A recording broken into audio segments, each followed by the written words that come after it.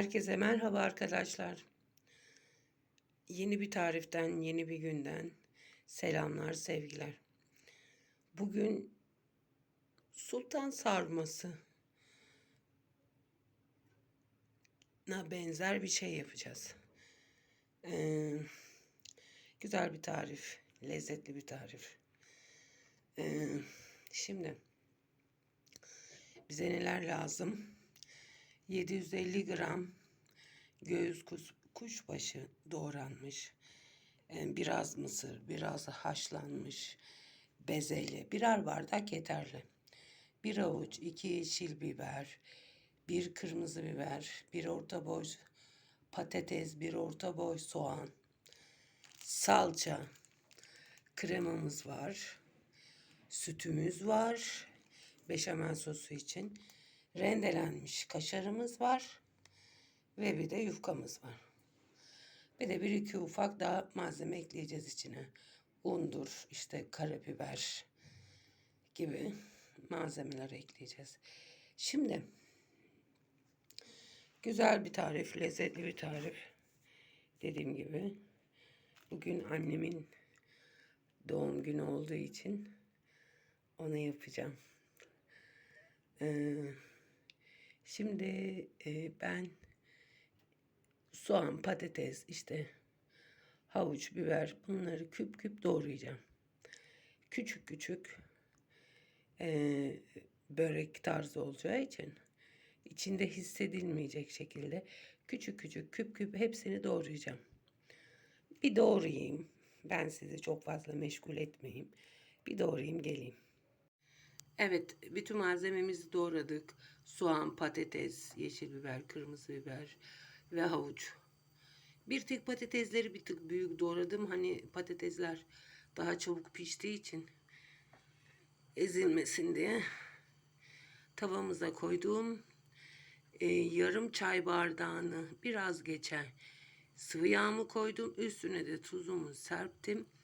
Ocağımın altını da açtım. Şimdi bunları çok kısık ateşte yapmayacağız. Şöyle en büyük göze koydum ben. Orta derece bir ateşte soteleyeceğiz. Böyle çok erimelerine, sulanmalarına izin vermeyeceğiz. Şimdi bekleyelim kızarmalarını. Evet, gördüğünüz gibi gayet güzel kızardılar. Bir 2 dakika daha kızarsın. Salçasını koyacağım. Evet, şimdi dolu dolu bir kaşık domates salçası ve yarım kaşık geçer biber salçası koydum. Domatesimizi de bir soteleyelim. Evet, salça işimiz de tamam. Şimdi tavuğumuzu koyuyoruz. Tavuk parçalarımızı. Tavuğumuzu koyduk. Kapağımızı da kapadık. Benim tavuk parçaları yani dondurulmuş olduğu için biraz erimesini bekleyeceğim. Sizinkisi normal taze ise direkt soteleme yapabilirsiniz. Şimdi beşamel sosunu yapacağız. 3 yemek kaşığı un koydum. Şöyle dolu dolu. Şimdi bir unu şöyle biraz kavuralım. Yalnız sararmasına izin vermeyelim. Şimdi unumuzu kavurdum. Bir parça yağ koyacağız. Varsa şöyle bir dolu yemek kaşığı margarin koyarsınız da ben biraz yarım çay bardağı sıvı yağ koyacağım. Çünkü içine krema da koyacağım ağır olmasın. Evet, unumuz böyle kavururken bir koku gelecek. O koku gittikten sonra sararmadan hemen yağımızı koyuyoruz. Evet, bu şekilde ezeceğiz, iyicene yedireceğiz yağı güzelcene. Arkadaşlar, evet, şu kıvama geldi mi sütümüzü koyacağız. Sütümüzü azar azar koyalım. Buharlaştı tabii. Yedireceğiz. Şöyle az bir şey koyup. Şimdi ben şunu tam 1 kilo süt koyuyoruz. Hepsini koymadan bir karıştırmamız lazım. Evet arkadaşlar. Şu şekilde. Şimdi sütümüzün hepsini boşaltacağım. 1 kilo sütü boşaltıyoruz. Bir kutuda krema koyacağım daha sonradan. Eğer krema kullanmak istemiyorsanız biraz daha süt eklemeniz gerekir. Çünkü 3 kaşık unumuz var içinde. Ya da unu 2,5 kaşığa indirin. Neden krema koyuyorum? Tabii ki beşamel sosun daha lezzetli olması için. Krema gerçekten lezzet katıyor. Ve tabii ki en önemlisi un kokusunu ortadan tamamıyla, o hissiyatı bile kaldırıyor. O yüzden krema da koyuyorum. Şimdi sosumuz kaynayana kadar karıştıralım. Koyulaşana kadar. Tuz eridi. Sotelendi. Şimdi 1-2 dakika sonra bezelye ile mısırı ocağı kapatıp öyle koyacağım. Zaten onlar haşlanmış hazır. Evet arkadaşlar. Bezelyemizi koyuyoruz. Mısırımızı da koyuyoruz. Şöyle bir iki dakika onlarla birlikte tavuğun sosun şeyini, özünü alsın. 2 dakika sonra kapatıyorum. Şimdi yufkalarımızı da hazırladım. Her yufkayı 4'e bölüyoruz. Yani hani sigara böreği sarar gibi. 4'e bölüyoruz. Onları da hazırladım. Şimdi harcımız da bitmek üzere. Evet. İç harcımızı söndürdüm artık. Karıştırdım. Hazır. Şimdi ben büyük bir yuvarlak kasede yapacağım. İçini fazla koyacağım için hani biraz da tamamıyla bir kişinin doyabileceği gibi olsun istediğim için büyük yapıyorum. Siz normal kasede yaparsınız. Yani normal porsiyonda. Şöyle ben büyükçe şimdi şu üçgen kestiğimiz yufkayı buraya koyuyoruz. Gördüğünüz gibi aynı taban şeklini aldırıyoruz. Ama dibe parçalar ekleyin arkadaşlar. Islandı mı yufka yırtılabilir. O yüzden birkaç yufkanızı harcayın. Onu parçalayın. Ben şimdi oraya 2 kat yufka koyacağım dibe parça koyacağım. Dibine yufkayı da koydum. Şöyle içine harcımı koyuyorum. Ya dediğim gibi bu büyüklüğü size kalmış bir şey. Bir de ben böyle tepe gibi oluşsun istemiyorum.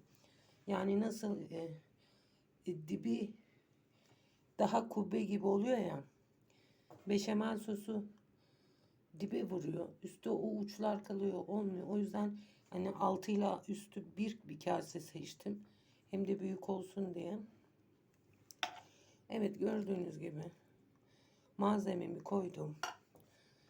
Şimdi şunu bakın şöyle kapatıyoruz. Yani normal.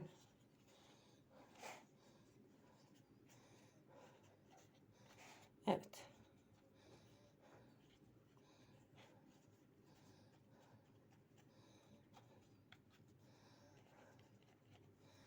Evet bu şekilde. Gayet basit. Şimdi şunu şöyle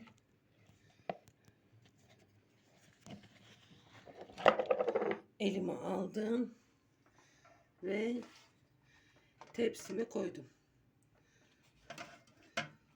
Altı açılmasına dikkat edin. Tepsiyi dizeceğiz şimdi. Tamam mı? Evet arkadaşlar şimdi bunu aynen böyle yapıyoruz. Tekrar gösteriyorum. Temin tek elimle gösteremedim. Koyduk. Parçaladığım yufkaları da dibine atıyorum. Harçtan çünkü ıslanır ve tek kat olmaz dip. yırtılabilir. O yüzden dibine de parçalarımızı koyduk. Şimdi istediğiniz kadar malzeme koyuyorsunuz.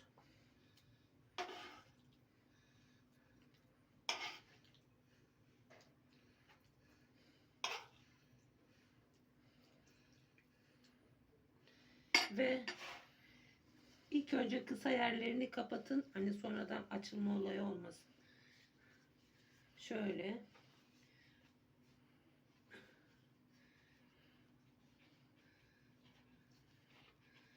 Evet, bu kadar. Sonradan şu şekilde ters çeviriyoruz ve tepsimize diziyoruz. Bu kadar. Evet, bohçalarımızı sardık. Tepsimize dizdik. Şimdi beşamel sosumuzu hazırlıyoruz. Evet, kıvamı koyulaşmaya başladı. Artık tuzumuzu koyabiliriz. Biraz da karabiber koyuyoruz.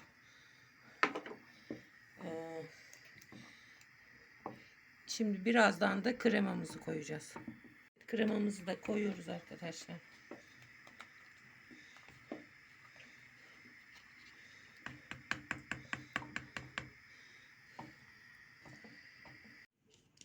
Evet, şimdi böreklerimizin üstüne sıvı yağ sürüyoruz. Beşamel sosunu ondan sonra koyacağız. Şöyle, çünkü böreklerimizin üst kabukları, yufkalar kurumasın diye. Evet arkadaşlar, beşamel sosumuz da oldu. Sadece tıkırdamasını bekliyorum. Kıvam olarak oldu da fokurdadığı an, evet, fokurdamaya başladı. Evet, şimdi ben 1 dakika sonra alıyorum onu.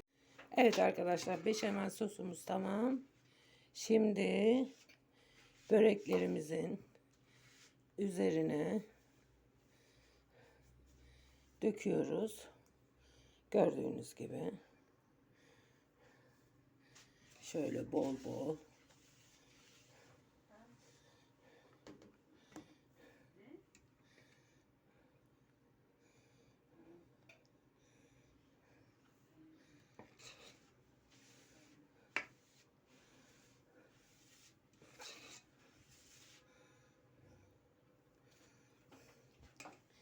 Evet. Gördüğünüz gibi kaplandı. Şimdi üstüne bir fırın kağıdını ıslatıp koyacağım. Biraz öyle fırında dursun. Daha sonradan çekeceğim kağıdı. Arkadaşlar, fırından çıkardım. Biraz yapışmış kağıt. Tabii ki benim her zamanki enteresan işlerim. Kafama buyrukluğum. Şimdi neyse. Kaşarımızı koyuyoruz biz.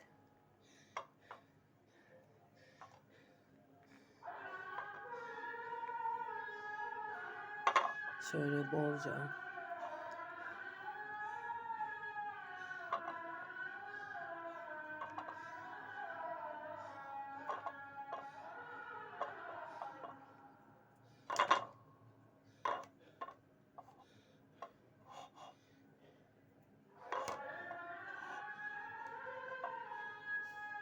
Evet. Şimdi bunu tekrar fırına koyuyoruz. 5-6 dakika yeterli. Evet, kaşarlarımız da eridi. Tepsiyi artık fırından aldım. Servis yapacağım.